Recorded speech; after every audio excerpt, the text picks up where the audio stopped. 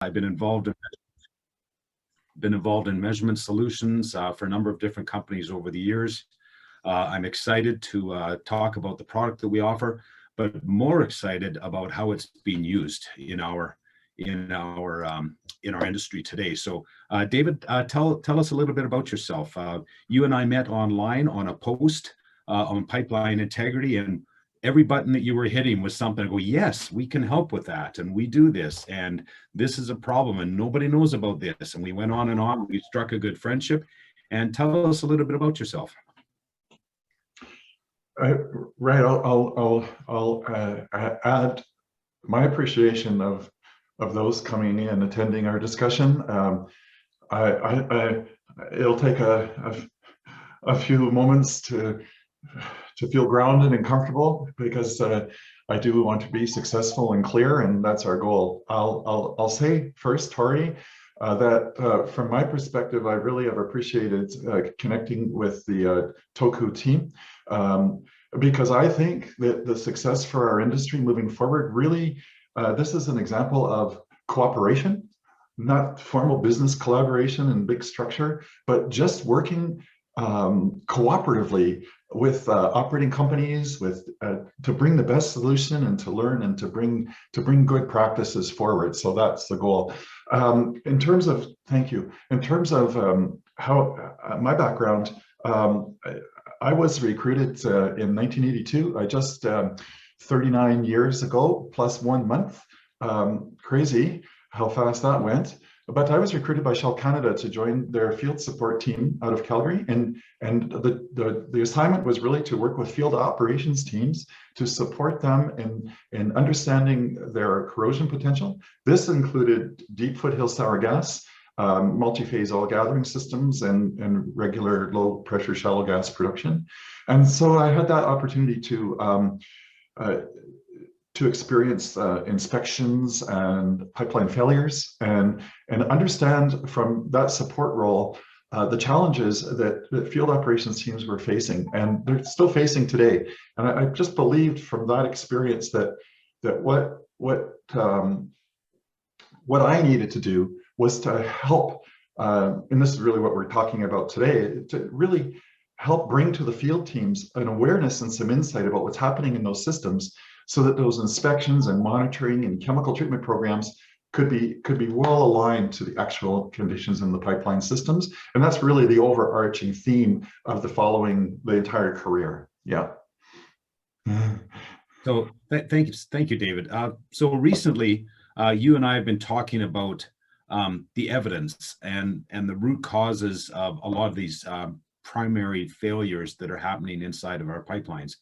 And David, you explained something so well to me a little while ago about the corrosion triangle and how absolutely predictable it is. And I wonder if you could share with our audience a little bit. And some of the folks here might be very, very well aware of that corrosion triangle, but it's something that we have control over. And I would really appreciate if you could kind of expound on that a little bit, talk about your experience with that, and maybe we'll start to narrow down a little bit on one of those things that will be the point of the whole discussion. So feel free to share any slides that you might have on that. Yeah. I think that it's really, really important just to preview the motivation and the kind of the understanding, that the foundation of my understanding that sort of guided the years of work around pipeline integrity that I've been focusing on. I have great support from Curtis and Abadata, and I look at the data in Alberta, and Tory, so I will get to what this means, but what I noticed when I especially look at the distribution of failures in the region of Western Canada, and this is a substantial gathering system infrastructure. We're talking this inventory we're looking at on the screen, is 15 times around the Earth's equator. We're looking at over 500,000 kilometers of gathering lines. And what we notice is that that 90%, 85, more than 85%, close to 90% of all failures are happening in clustered neighborhoods. So, you know, down on the right side here, I'm showing a map of Alberta, which is a distribution of all gathering lines. But what we notice is that there's a concentration of failures in very special neighborhoods. And that's really what started the whole career. Is like, well, you know, if all the failures are happening in certain clusters, it might be important to understand what's contributing to the propensity of failure in those areas, because the failures are not massively happening everywhere where there are pipelines. It's a very special situation that causes those pipelines to fail. And so examining those patterns really, yeah, it's the whole basis of kind of trying to understand what's happening in those neighborhoods. And it led to an observation that, you know, we have different types of corrosion. When I'm out there in the field, we see some corrosion damage that looks like, you know, pretty severe pitting and isolated corrosion. And we also, you know, that's quite different than what we would expect from normal fluids.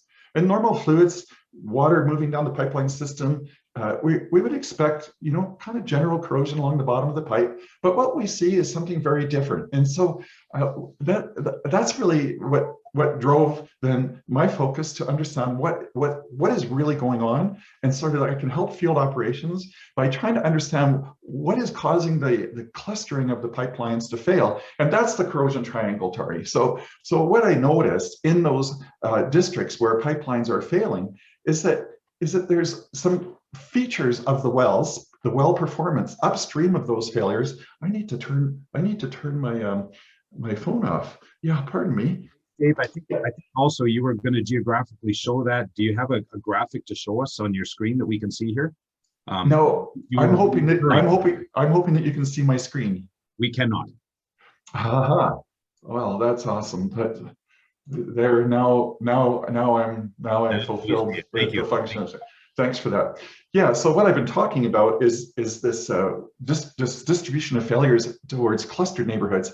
And I realized that the key to helping field operations understand what's really going on in their pipeline, you see, when we're out there in the field at a failure, we're standing in the well field and we're looking around and we're going, you know, if this pipe failed, what is the next one to fail? And what I noticed is that whenever there was failures, and whenever there's damage that we discover from inline inspections, we have failures in 54 days and 89 days and 100 days. That's really the motivation, is to say, well, there's something going on that we don't understand. So that's the focus here. And I've said that over and over already, but I'm getting comfortable here, so that's good. These distribution neighborhoods, bad neighborhoods where the failures are happening, caused us to dig deeper into what's happening. And that's the heart of this discussion, right, Tory, is that in doing that, we realize that, you know, the focus of the industry is really on the water film. That's important. Where the water film is accumulating and it's settling in our pipeline systems, pH can go down, bacteria can settle. There's isolated areas that cause corrosion along our pipeline systems. This can be in midstream when the water goes in there, or in transmission systems, crude oil, gas transmission, where water goes in either, you know, even by non-conforming operations or by disturbing and slugging upset conditions. But the point is that we're really quite good as an industry at looking at that water film. And I've been, you know, an important contributor to that over the years. But what we noticed in these neighborhoods, in the upstream in the well field, is that the patterns associated with these 10,000 pipeline failures that we studied really showed some very specific hydraulics from the wells. And also the idea that the well, when we look at how the well was drilled and how it was stimulated at birth, caused the potential incubation of this black, horrible biomass material. And so the corrosion triangle that you referred to is suggesting that for corrosion to occur, the pitting corrosion, the high rate corrosion failures, that we have to be looking at a well that's actually, when it was drilled, that it formed these horrible biomass sludges downhole, and whether the operation of that well is capable of mobilizing that material into our pipelines. So that's what we talk about the corrosion triangle, and it really is what got us talking together. Is let me just go to my meeting controls. I'd like to come back on the screen. I'll get there. Yeah.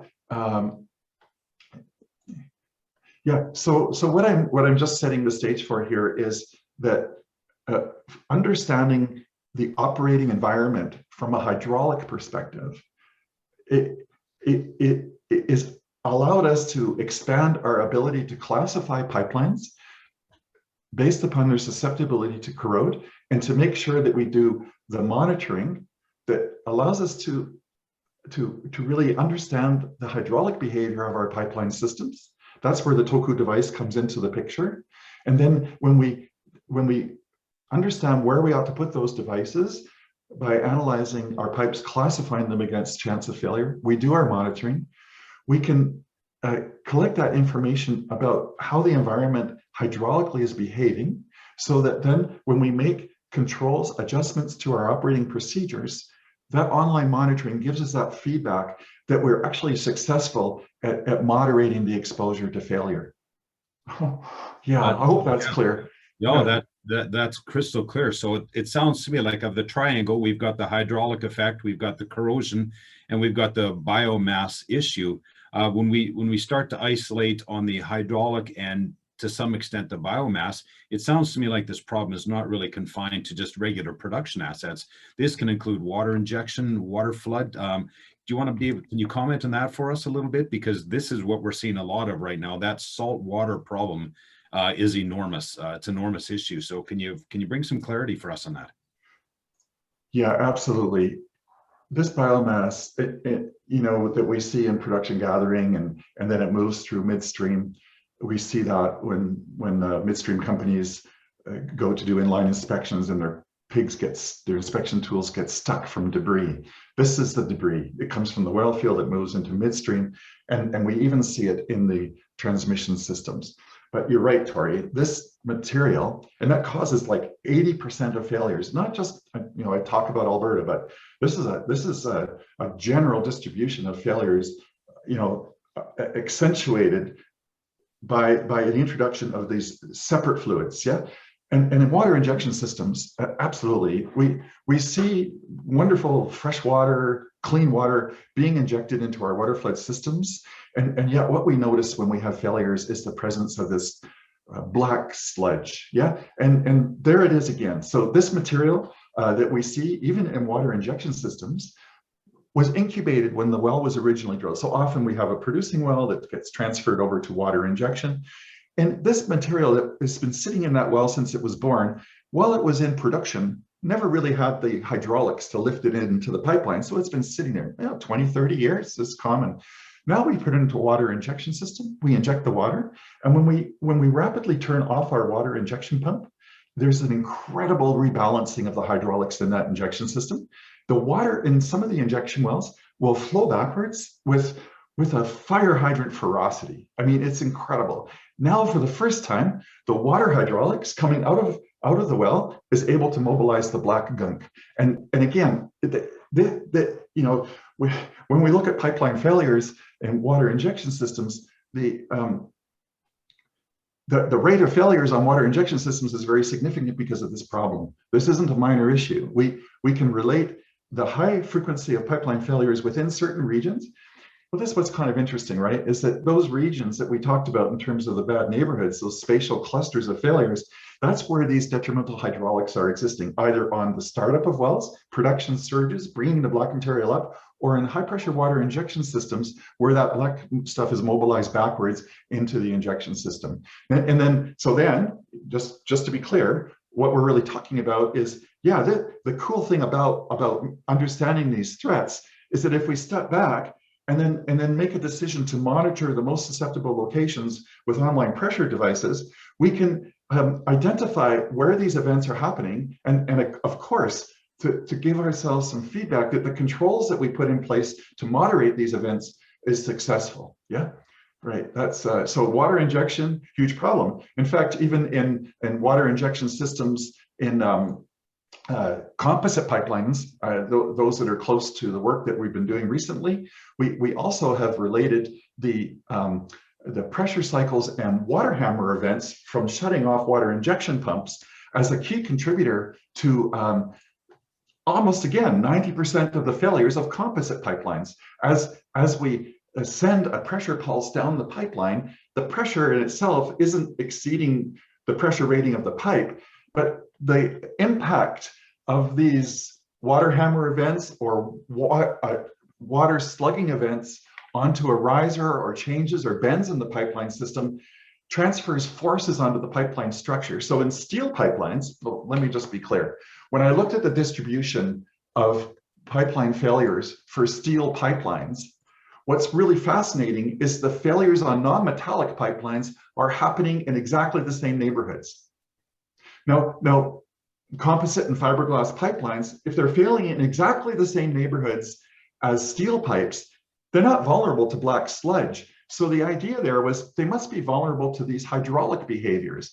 So that's what we've done on behalf of the industry, you know, working with Shawcor and operating companies to understand this phenomena. We realized that these hydraulic events, crashing into risers, transferring cyclic forces onto the non-metallic pipe, is resulting in the underlying cause of almost every composite pipeline failure. Interestingly, that cause of pipeline failures and non-metallic related to hydraulic behavior is not even identified as the cause of failure in all of the pipelines that are reported to the regulator.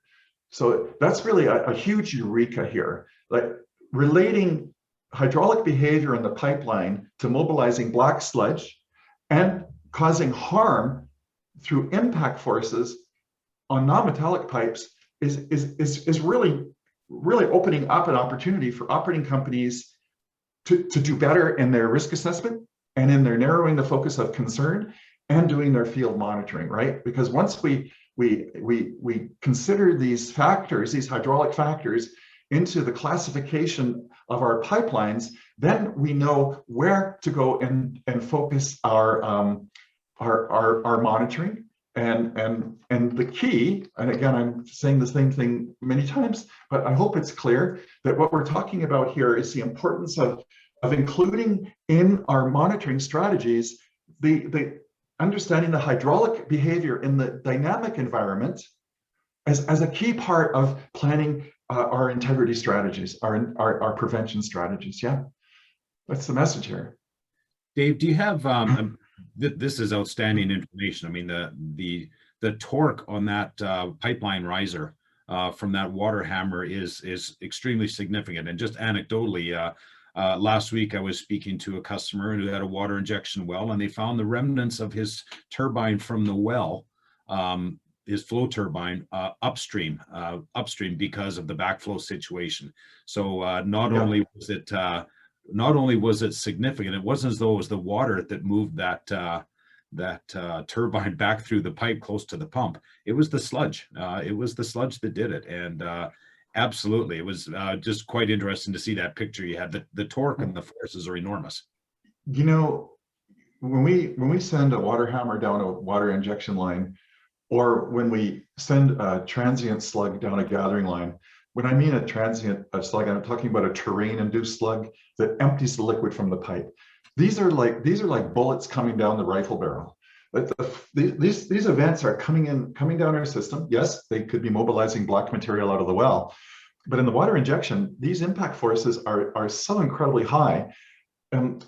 Well, let me just even mention the story from a couple of weeks ago that I had, where a company produces one of the greatest wells in the history of Alberta. They turn it on, and the pipeline, the way they're operating it, they send the liquid down the line, and then they turn the liquid off, and the gas jumps to a very high delivery rate once the liquid isn't pumping. And then what happens when they do that is they've loaded the pipeline up with oil, and when they stop pumping the oil and they turn on the gas, they actually create a terrain-induced slug, which empties that liquid. This is a steel system. It crashes into the riser and elevates the pipe in the air. Big 8-inch pipe, amazing weight. So yeah, these hydraulic forces are so important to understand. In that case, it's steel, but imagine if it was a composite pipe, you might actually have a one-punch knockout. We see these pressure events, again, not necessarily exceeding the pressure rating of the pipe, but the repetitive concussion forces that are hitting bends and risers, transferring those forces onto the pipe is a key part of failing non-metallics. And of course, those hydraulics, again, are so important in understanding the implication of mobilizing corrosive fluids into our gathering systems. And those of you that are in downstream, you see it.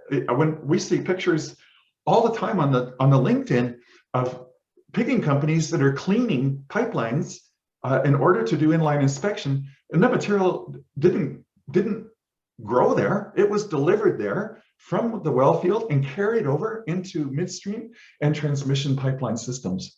So it's a problem right through our infrastructure. And the key is understanding the origin, understanding the hydraulic behaviors that are mobilizing this material or hurting our pipes. And I'd just like to show the benefits of including these considerations in your integrity management plan. This is a failure frequency in Alberta. It happens to be data that's available readily. And we can see the failures per 1,000 kilometers of operated pipelines is pretty flat over the last 20 years. It kind of shows that internal corrosion isn't fully under control, because as an industry, we're pretty flat in terms of our failure frequency per pipelines that are being utilized. So when an operating company, a client whose failure frequency historically is well above the average industry performance, once the field team in the integrity group adopted a hazard model that considered all of the factors leading to failure, including these hydraulic situations that we're discussing: production surges at startup, water hammer events, backflow on water injection systems. When they brought this understanding into their risk assessment, we were able to immediately gain benefit by making sure that the mitigation controls were appropriate to the conditions. But more than that, when field operations were able to connect the well behaviors and the hydraulics on water injection to the fact that that's causing harm, then they bring the TOKU devices and they move them around the field and strategically modify their operating conditions at well startup and water injection pump shutdown. They're able to really bring tremendous opportunities for improving pipeline performance. This is real. This is instantaneous.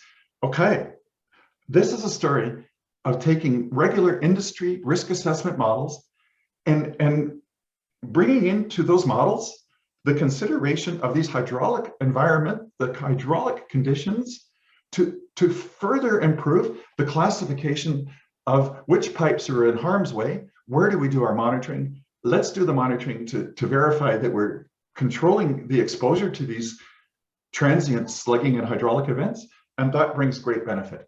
Yeah. David, you and I, when we first started discussing this, we talked about this is the fight of the asset integrity, pipeline integrity person.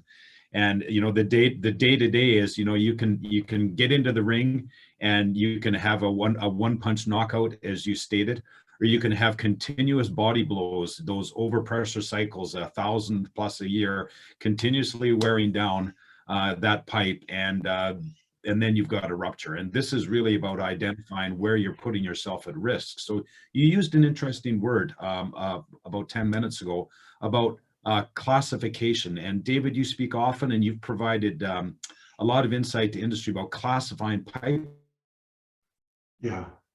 against.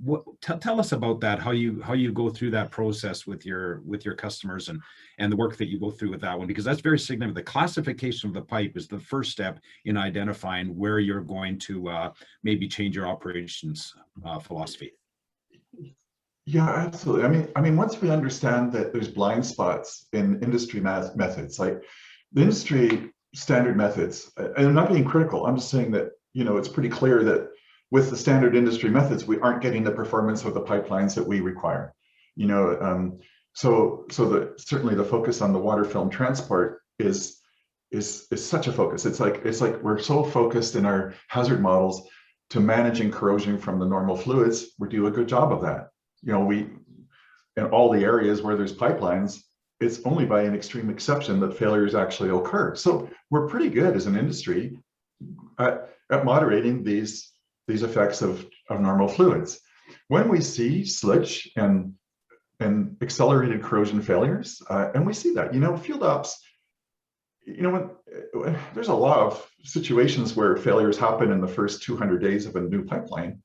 Now, often the failures will occur many years after life, where maybe a well has gone into decline. We intervene in the well and put in a high lift pump, and then we have a failure because we've now mobilized the material that causes corrosion. I'm answering your question, actually, because what I'm really suggesting here is that the factors that are leading to so many pipeline failures, it's 80%, 85% in most regions that are operating gathering systems. I know there's some people on this meeting from the United States, and we go into the Permian and we see hundreds of failures.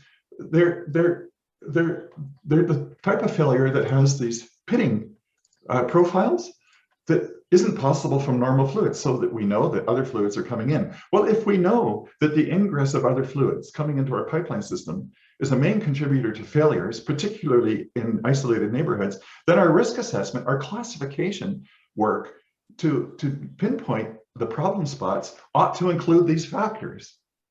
And these factors are, quite frankly, well outside of the focus of normal standard industry risk assessment models. So here we are as an industry classifying our pipelines against susceptibility to failure, and we're not including all the factors, major factors that are contributing to most of the failures. And that's the success there, Tory, is that, well, we've taken many, many years with looking at pipeline failures and data patterns associated with failures and bringing those into the hazard models, so that when we classify pipelines in a corporate risk assessment, then when we classify pipelines at the highest susceptibility of corrosion in group 5, and we include in there consideration of the hydraulics at well startup, production surges, this idea of backflow and water hammer, then when we include those in our classification models, then we have a better starting point for moving forward with our mitigation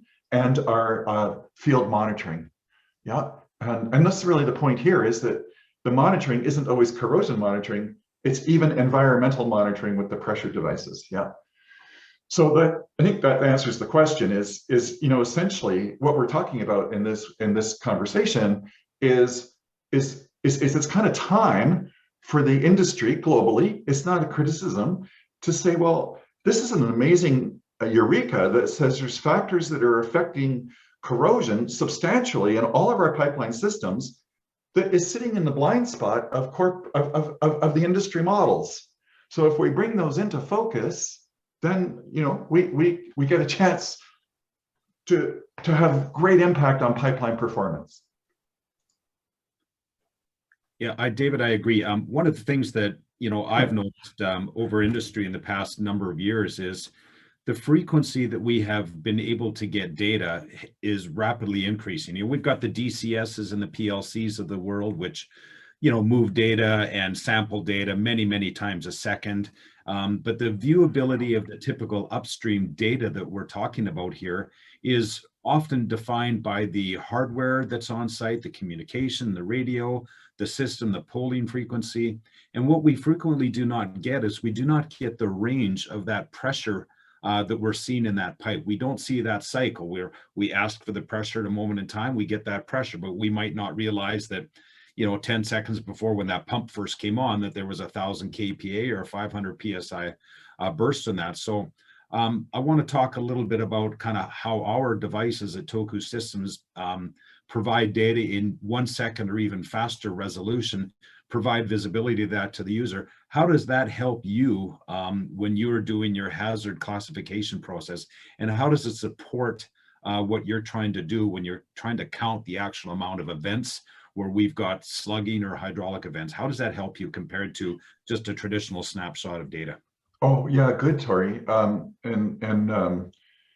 appreciate that question, because I don't know if the audience realizes this, but this is an authentic conversation.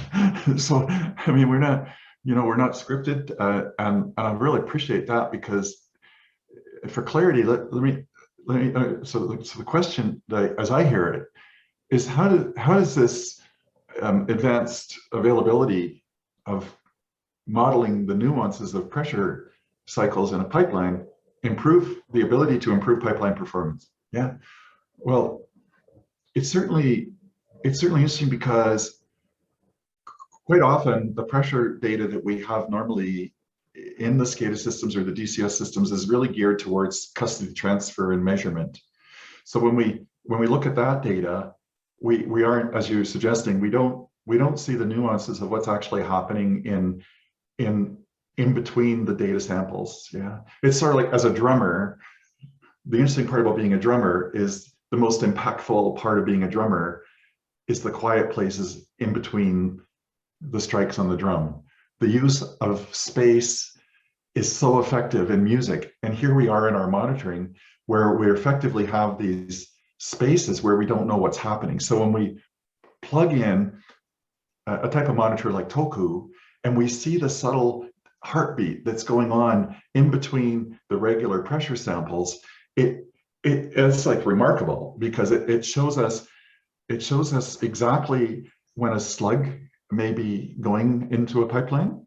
It then of course shows us the implication of water hammer, and without this type of detail and filling in the spaces, that data isn't available. And now that it's available, that's kind of exciting for me and those of us that are in my world, because it's a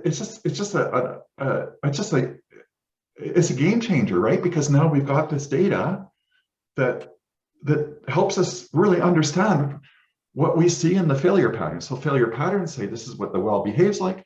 This is the failures that we see. Okay, now we get that information that really allows us to be,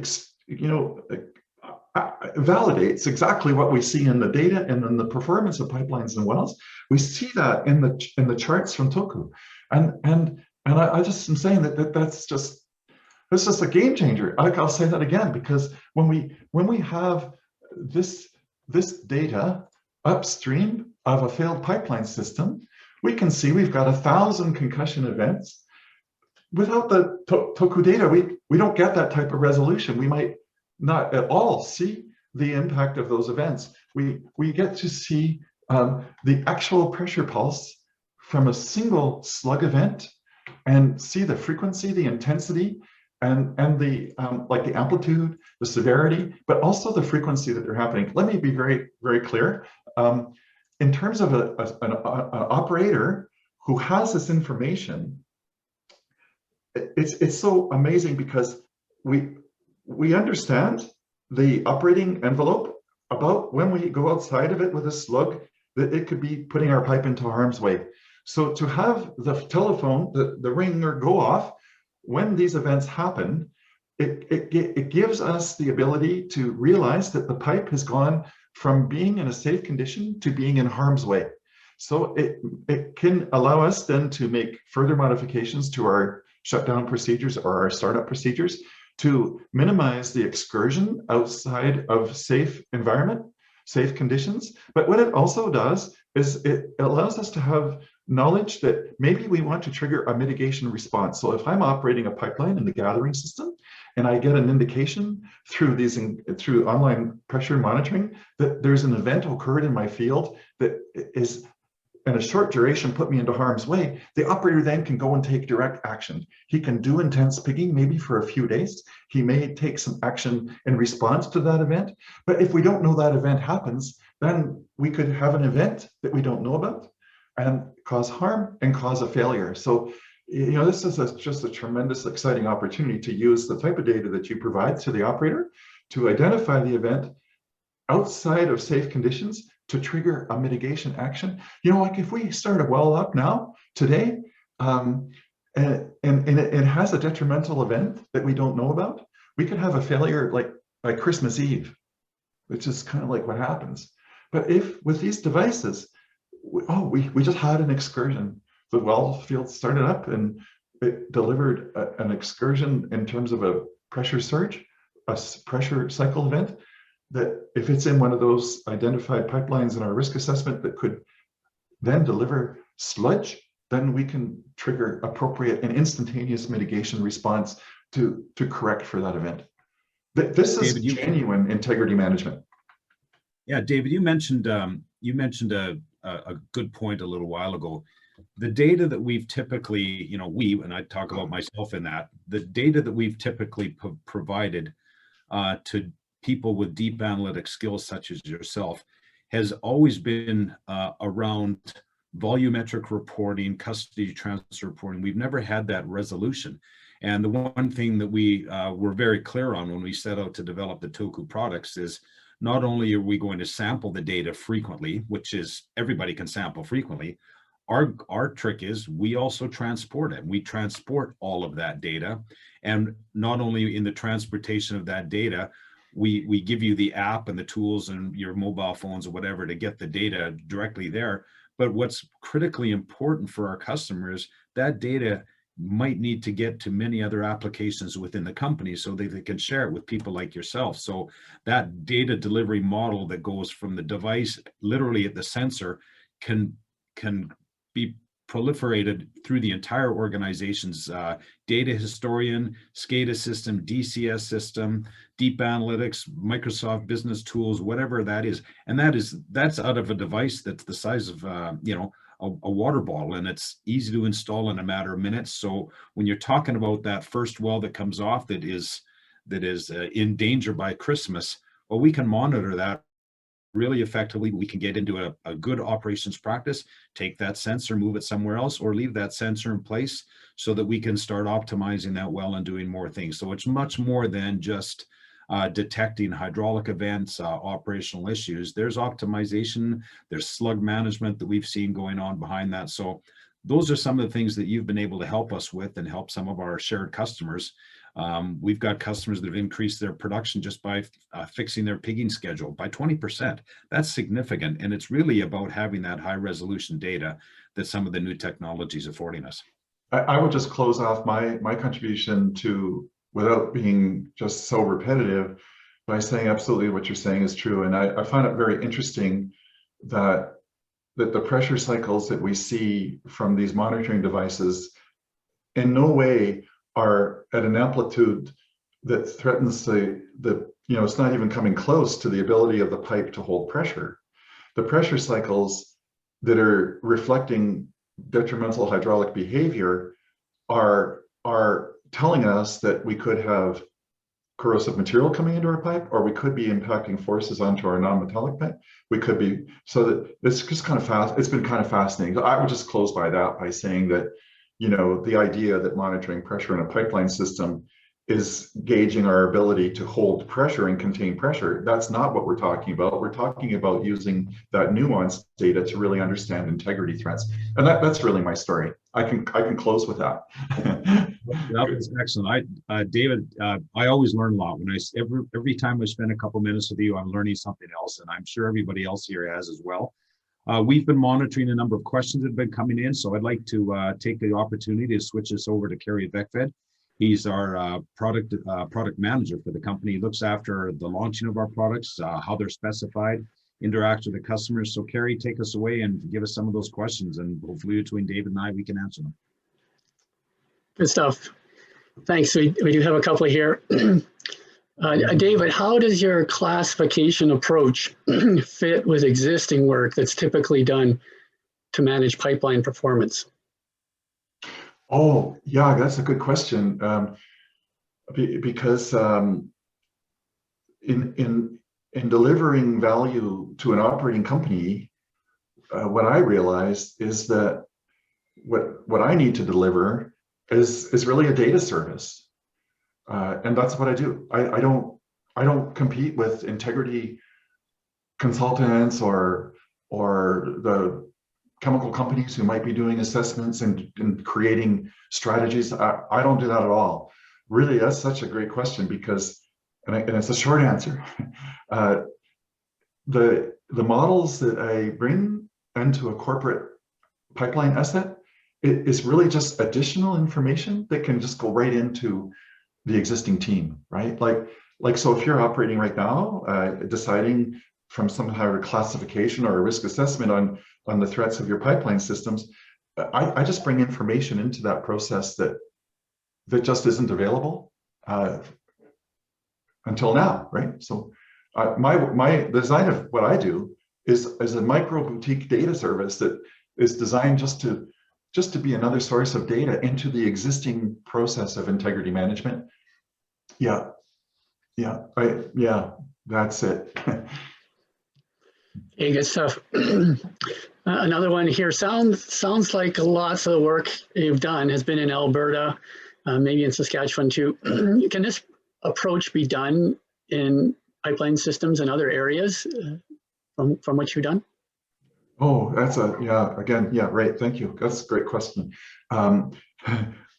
I happen to be in Alberta and Western Canada, including Saskatchewan and British Columbia, and there's a peculiar availability of data in the public. And so that's been a great resource to look for data patterns between well production, reservoir behaviors, drilling, and failures. So yeah, but what I find, and I think there are certainly plans for folks to attend here that aren't in Alberta, and in that case, we get the data from the operator directly, right? Yeah, so we can go into their historical well data, pipeline infrastructure data, most certainly do a classification of their pipelines from data that the operating company has. Yeah, as opposed to getting it from the public source. So right now, what I do every month is I do an assessment of every pipeline in Alberta. I've connected the entire Alberta infrastructure as one big asset base, do the assessment and classification with consideration of hydraulics and water injection hydraulics, and in order to bring forward into integrity teams and field chemical teams an insight that they don't presently have at the table. I also do that for operating companies outside of Western Canada by consuming data that they provide to me.